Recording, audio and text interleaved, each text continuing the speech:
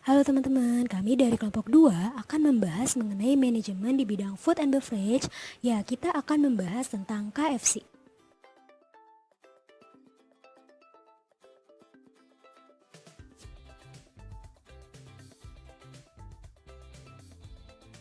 Anggota tim kami yang pertama ada Nur Saide, yang kedua ada Putri Apriliani, ketiga Ulfi Pratiwi, dan yang terakhir ada Jailani. Nah, sebelum kita mulai ke pembahasan, yuk kita lihat video berikut ini. Sebuah rasa yang takkan pernah terlupakan. Original bumbunya, KFC Original. Original nikmatnya, original ayamnya, original kehangatannya. 40 tahun KFC tetap original. KFC, jagonya ayam.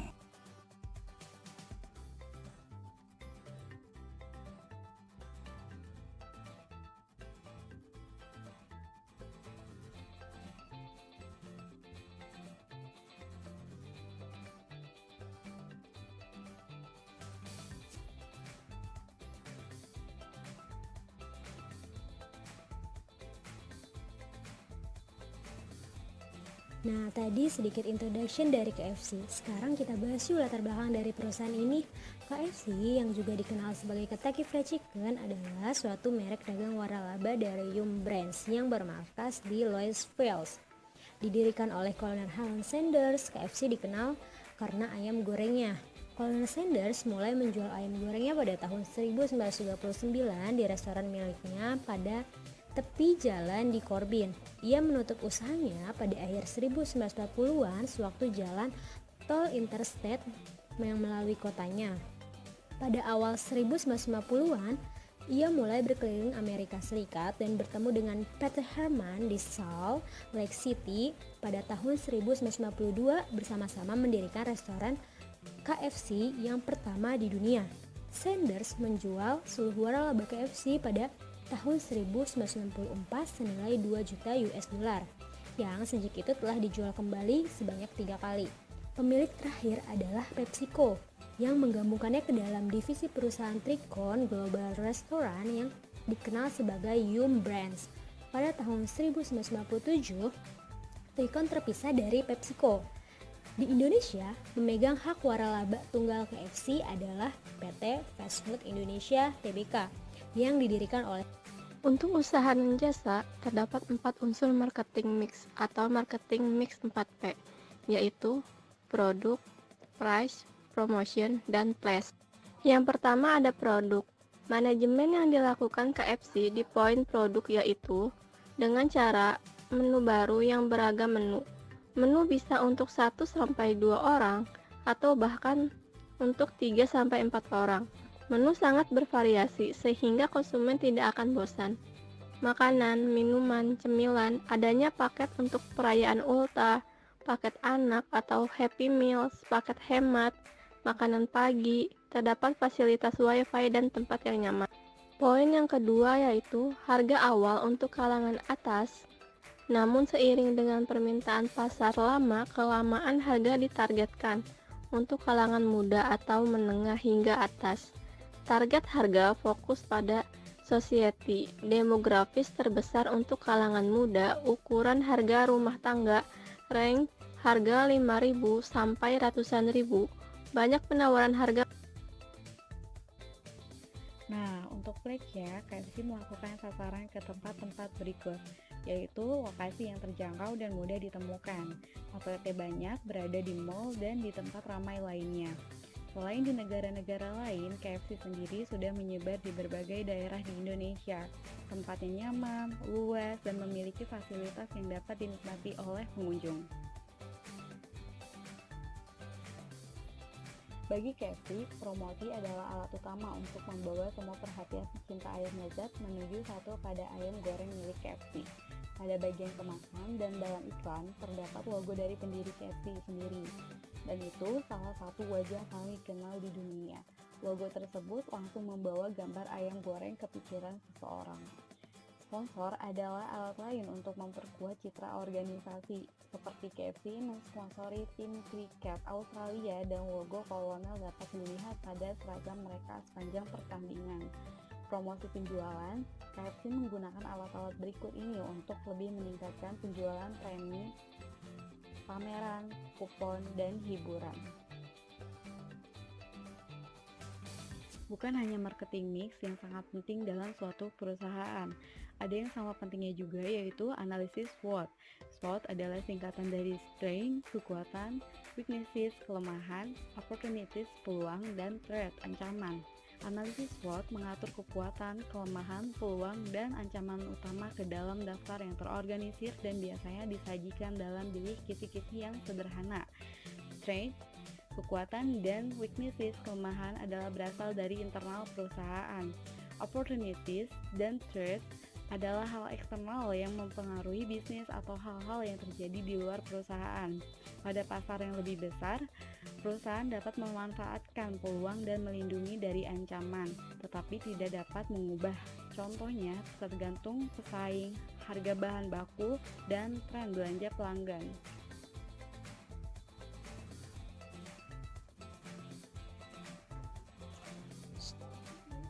Street pelopor penyediaan makanan fast food memiliki cabang yang banyak, manajemen produksi yang baik, pelayanan yang cepat dan ramah, rasanya yang khas dan lezat tersebut dari ayam kualitas baik. Dan weakness adalah harga yang kurang terjangkau bagi kalangan masyarakat bawah dan kurang memperhatikan gizi karena KFC merupakan makanan jenis fast food. Opportunity adalah mengembangkan jenis varian yang lain dalam bentuk penyajian dan rasa yang baru dapat dijadikan bisnis waralaba. Dan threat adalah bermunculan pesaing lain yang menciptakan jenis makanan cepat saji lain. Kelangkaan ayam berkualitas, ketakutan masyarakat terhadap isu flu burung, banyak masyarakat yang meninggalkan mengonsumsi junk food. Nah, sekarang sudah tahu kan bagaimana manajemen dari KFC? Semoga apa yang sudah kami jelaskan tadi bisa bermanfaat untuk kita. Supaya lebih lengkap lagi, mari kita tonton kisah inspiratif dari pendiri KFC. Kami dari kelompok 2 pamit undur diri.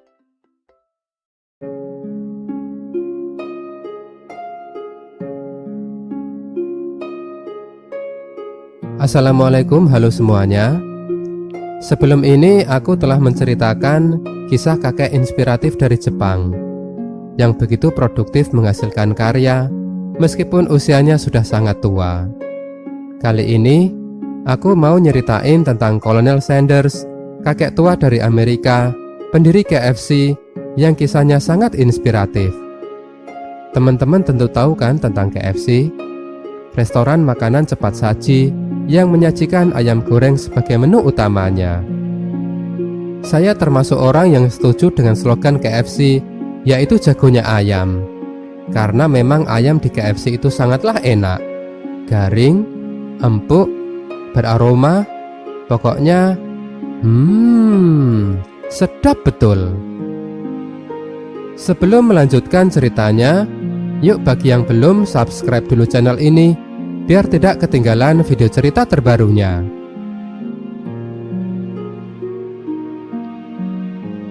Kita tahu bahwa KFC sangatlah terkenal dan jaya, tapi rupanya dulu perjalanan pendirinya begitu terjal dan sering menemui kegagalan. Harlan David Sanders adalah nama pendiri KFC. Ia lahir di Henryville, Indiana, Amerika Serikat pada tanggal 16 September 1890. Pada usia 5 tahun, ia sudah kehilangan ayahnya yang meninggal karena sakit. Lalu pada usia 16 tahun, dia DO dari sekolah. Setahun kemudian, Sanders mencari pekerjaan sebisanya. Apapun yang bisa ia lakukan akan ia kerjakan. Hingga ia memiliki 4 pekerjaan yang dilakukan dari pagi hingga malam hari. Semua itu demi memenuhi kebutuhannya. Tapi malang, Dari 4 pekerjaan itu, ia dipecat semuanya. Pada usia 17 tahun, Sanders jatuh cinta dengan seorang gadis. Gadis yang molek, berambut pirang, dengan senyum yang sangat menawan. Tapi karena ia tidak memiliki uang, ia tidak berharap banyak bahwa cintanya itu akan berbalas. Ia memandang dari kejauhan sang pujaan hati dengan hati yang nelangsa, karena ia tidak mampu untuk mendekati dan merebut hati gadis pujaan hatinya itu. Wajahnya tidak tampan, harta pun ia tidak punya. Sama sekali tidak ada hal yang membuatnya menarik sebagai seorang pria. Hingga pada suatu ketika, pada acara kumpul-kumpul warga, Sanders memasak ayam goreng crispy yang ia bagikan kepada orang-orang. Rupanya semuanya menyukainya. Orang-orang memuji kenikmatan ayam goreng buatan Sanders. Sanders senang menerima pujian itu. Ia memang gemar dan ahli memasak ayam. Ia merasa bahwa apa yang ia lakukan itu tidak bisa dilakukan oleh orang lainnya. Dan keajaiban pun terjadi. Secara tidak ia duga, gadis yang ia taksir rupanya juga memakan ayam goreng buatannya. Gadis itu begitu menyukainya, hingga jatuh hati dengan pembuatnya. Sanders amat terpukau dengan hal itu. Betapa ayam goreng crispy buatannya bisa membuat orang-orang berbahagia. Cintanya bersambut, mereka pun bersahabat dan menjadi pasangan kekasih tidak lama kemudian. Pada usia 18 tahun, setelah pacaran beberapa waktu, Sanders pun menikahi gadis pujaan hatinya itu. Adapun memasak ayam, itu adalah hobinya saja. Tidak ia jadikan profesi untuk mencari uang. Setelah menikah, Sanders pun menjadi kondektur kereta api. Bukan yang besar, tapi kereta yang melintas di kota. Lebih ke seperti bus kota saat ini, tapi yang berjalan di atas rel. Pada usia 19 tahun, Sanders menjadi ayah. Tapi setahun kemudian, karena hidup yang serba kekurangan, sang istri meninggalkannya bersama putri yang sangat ia cintai. Pada usia 22 tahun, dia bergabung menjadi tentara dan mendaftar di sekolah hukum. Tapi selalu saja mengalami penolakan dari sekolah dan pekerjaan yang coba ia daftari. Ia pun lalu memutuskan menjadi agen asuransi, pekerjaan yang tersedia saat itu. Itu pun sistemnya dia tidak digaji. Ia akan mendapatkan uang jika mampu menjual asuransi sebagai komisinya. Tapi menjual asuransi bukanlah pekerjaan yang mudah. Meskipun ia telah mengunjungi banyak rumah, mengetuk satu pintu ke pintu lainnya, melakukan presentasi, mencoba meyakinkan orang, tapi tidak ada yang mau membeli asuransinya. Sanders gagal. Apa yang terjadi tidak seperti yang ia harapkan. Ia lalu memutuskan untuk bekerja di sebuah kafe yang kecil, dengan pekerjaan memasak dan mencuci piring. Pekerjaan itu tentu saja tidak berkelas dan hanya menghasilkan sedikit uang, tapi terpaksa ia lakukan untuk mencukupi kebutuhannya, dan sebab tidak tersedianya pekerjaan lain untuknya. Kegagalan dan penolakan pun mengiringi kisah Sanders sepanjang hidupnya, hingga pada usia 65 tahun dia pun pensiun. Dan saat ia membuka amplop uang pensiunnya, betapa sangat terkejut ketika mengetahui jumlahnya hanya $105. Tentu saja kurang untuk mencukupi kebutuhan hidupnya. Sanders sangat bersedih. Tua, terlunta-lunta, tanpa pekerjaan, dengan uang pensiun yang kecil. Masa depannya yang sudah tidak lama terlihat sangat suram dan menyedihkan. Karena merasa gagal dalam hidupnya, Sanders pun memutuskan hendak bunuh diri. Hidupnya sudah tidak ada gunanya. Ia lalu duduk di bawah pohon, menulis surat wasiat. Ia hendak mengambil pisau yang ia bawa dari rumah untuk mengakhiri hidupnya. Tapi pisau yang ia taruh di kantong itu mendadak hilang. Dicari kemanapun tidak ia temui. Baru ia tersadar bahwa pisau yang ia taruh di kantong itu rupanya digondol ayam. Tidak mengherankan sih, karena tempat membawa pisau itu adalah kantong yang biasa digunakan untuk membawa beras. Sanders pun gagal bunuh diri. Ia sampai tertawa sendiri, karena bahkan untuk bunuh diri pun ia gagal. Ia secara tidak langsung telah diselamatkan oleh ayam. Tapi dari kejadian itu, ia melihat ayam dan jadi berpikir dan termenung. Ia jadi teringat, ia sesungguhnya kan bisa memasak ayam dengan rasa yang sangat lezat, tiada duanya. Bahkan dulu, saat ia menjamu teman-temannya, semua memuji kelezatan ayam buatannya. Tidak ada yang mengatakan bahwa ayam gorengnya itu tidak enak. Bahkan, gadis pujaan hatinya bisa jatuh hati dengan dirinya pada saat itu, gara-gara ayam goreng buatannya. Sanders pun sadar bahwa sebenarnya ia bisa berbuat sesuatu untuk mengubah hidupnya. Meskipun saat ini ia sudah sangat tua, namun ia yakin tidak ada kata terlambat. Ia menyadari bahwa selama ini belum pernah bekerja pada sesuatu hal yang sangat ia kuasai dengan benar, yaitu memasak ayam. Ia gagal pada semua pekerjaannya, mungkin karena ia melakukannya dengan tidak istimewa. Sanders pun lalu pulang dan mencari pinjaman dana. Ada semacam energi yang berpijar-pijar di dalam dirinya. Ia merasa yakin dengan apa yang akan ia lakukan. Ia pun mendapatkan uang $87 yang ia gunakan untuk membeli penggorengan dan bumbu-bumbu. Lalu berdasarkan pengalaman kerjanya, meskipun dulu ia gagal, ia menawarkan resep ayam gorengnya kepada restoran-restoran. Ia tidak menjual sendiri, karena ia terkendala modal dan ia tidak memiliki tempat untuk berjualan. Rencananya, ia hendak menjual bumbu rahasianya dan berharap mendapatkan kerjasama atas penjualan ayam goreng crispy-nya. Tapi ia ditolak, dan restoran-restoran yang ia datangi mengatakan tidak tertarik dengan resep ayam goreng dan konsep usahanya. Tapi Sanders tidak menyerah, karena ia merasa yakin bahwa resep itu sangatlah enak dan bakal disukai oleh orang-orang. Ia hanya perlu satu saja pemilik restoran yang mau mencicipi dan merasakan betul ayam goreng crispy-nya. Tapi hari berlalu dan waktu berjalan, resep ayam gorengnya selalu saja ditolak. Tapi kembali lagi, Sanders menolak menyerah. Keyakinannya mengatakan bahwa ia pasti berhasil, bahwa kegagalan yang ia alami hanyalah proses yang akan berujung pada kesuksesannya pada suatu hari nanti. Sanders tetap mendatangi restoran-restoran lainnya, melakukan presentasi, dan mencoba meyakinkan resep ayam goreng dan kerjasama usahanya. Ia ditolak sekali, 2 kali, puluhan kali, ratusan kali, hingga tidak terasa ia sudah ditolak hingga 1009 kali. Sanders tidak kenal lelah. Ia tetap percaya dengan resep ayam gorengnya. Ia percaya bahwa apa yang ia tawarkan adalah sesuatu yang sangat berharga. Dan keajaiban pun terjadi.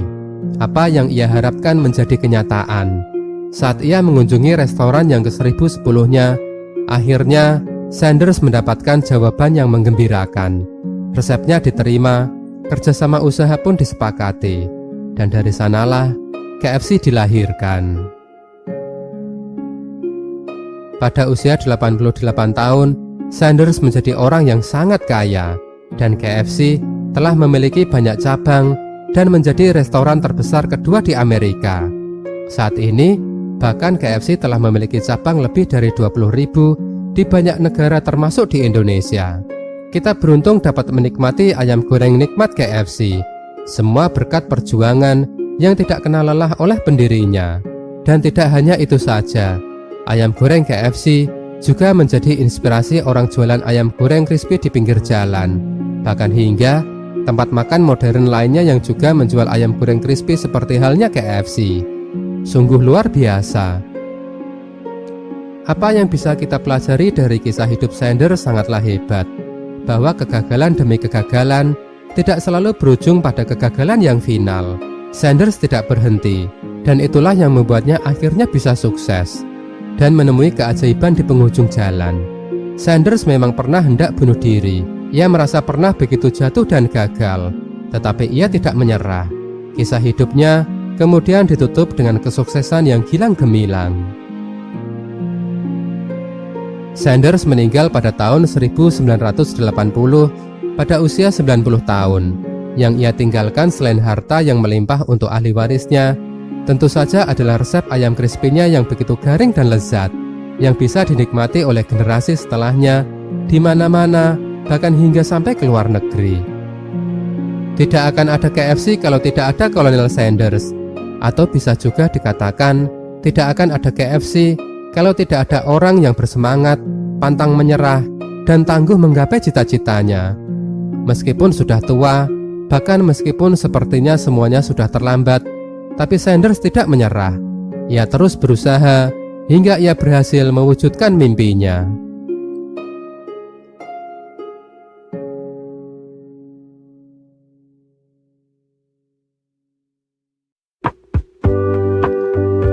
Terima kasih sudah menonton video ini. Jika kalian suka, yuk klik tombol like, berkomentar, dan share videonya ya. Jangan lupa subscribe sebagai bentuk dukungan kamu kepada channel ini.